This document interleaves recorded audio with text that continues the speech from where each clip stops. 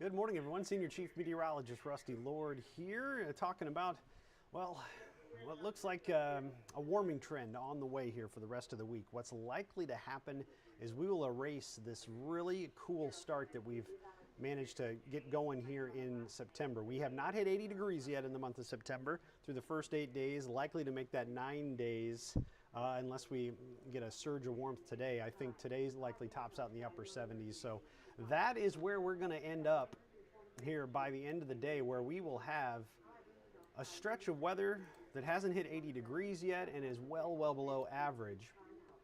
Let me show you this graphic here. You can see where our highs have been so far for the first 8 days of the month. I think we'll hit 77 again today.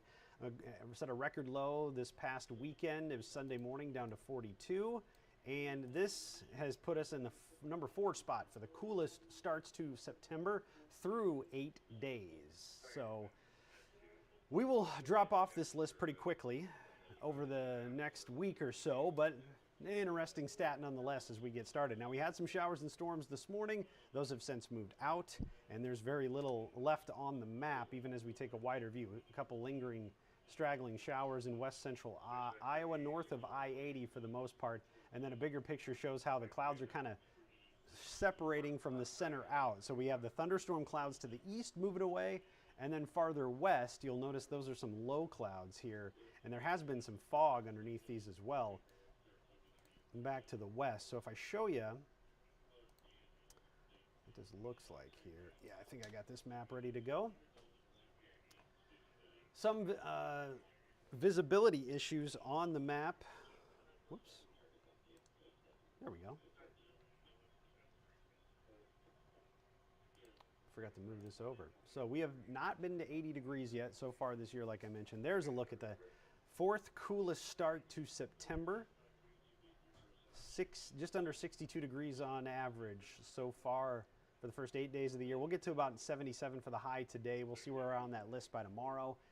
And then we will quickly drop off that list with all the warmth around over the next week or so. And there's a look at the rain north of I-80 as of right now. And you can see the bigger picture shows that the clouds are kind of separating from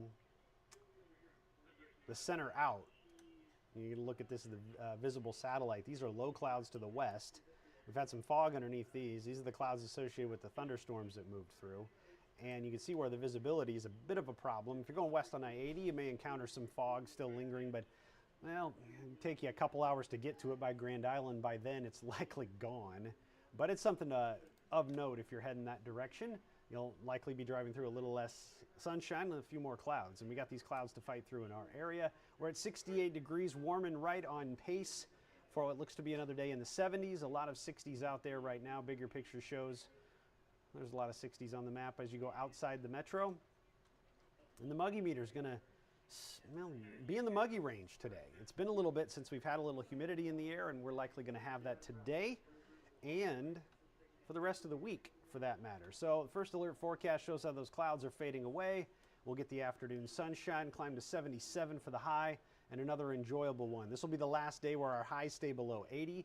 We will be above that in quite a bit by the end of this upcoming week.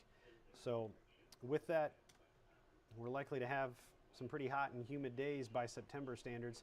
And watch for some valley fog to show up. Models starting to hint at that on the Nebraska side with the moisture and the way temperatures are going to fall off. So heads up to some fog potential as we start off the day tomorrow. 84 then for the afternoon high on Wednesday, 87 on Thursday. Muggy meter likely stays up in that muggy range all the way through the weekend and into the early part of next week.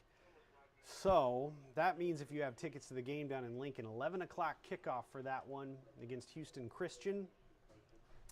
By the way, it's only been a Division I school for a little over 10 years. 80 degrees at kickoff, 90 degrees by the end of the game, and likely feels a little hotter than that 90 degrees by the 4th quarter when you factor in the humidity. And southwest wind gusts at least will be moving the air around a little bit, up near 30 miles per hour with those wind gusts at times. Not only Saturday, but I think they could touch that on Friday as well, and maybe even Sunday too. Now there's some thunderstorm chances on Sunday. That's the next significant chance of rain. So keep any sprinklers going on schedule. Nothing that's going to be beneficial until hopefully by Sunday. as we get some drier fall weather in here. But I do think that pattern starts to change a little bit as we stay warmer than average, and you can see that even beyond the 10-day forecast. So the 10-day forecast gets us through, let's see, 1, 2, 3, about halfway on this temperature outlook here. So this goes through the 22nd if you look at the what we call the 8 to 14-day temperature outlook. And that's going to persist with the warm weather as well. And it could very easily be a little wetter than average towards the middle of the month too, just given the way the jet stream is going to take a little bit of a dip and likely going to result in at least increased opportunities for some showers and storms, especially from here to the west, a little drier than average near the Ohio River Valley and along the Mississippi River. So by then we'll probably be needing some rain, the way things are shaking out. We're back here, show that 10-day forecast once again, and that's where we will leave you. Again, bank on some heat. Every day here for the next 4 to 5 is going to be a little bit warmer than the previous, so we have a healthy warming trend on the way for mid-September.